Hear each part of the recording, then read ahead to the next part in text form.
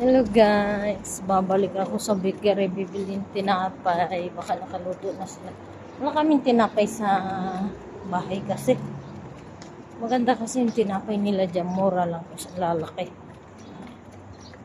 Yung mga tinapay na bibili sa grocery, maliliit, tapos mahal.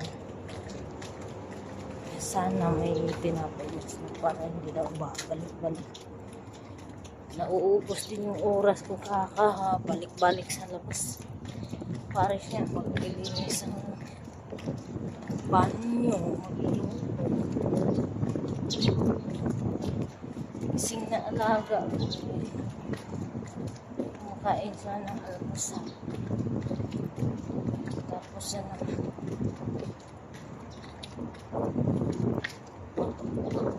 Mamaya iluto ko yung aking binabad na manok na inasal sa kawali.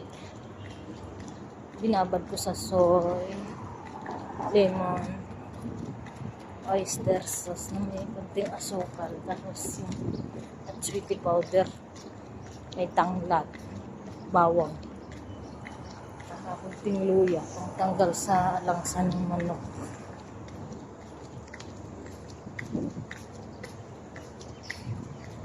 Ito yung bakery. Kaso naman. Kaya pala tuwing dadala ko rito, ang bangang tinapay. Yung pala. Bakery nga pala. Yes.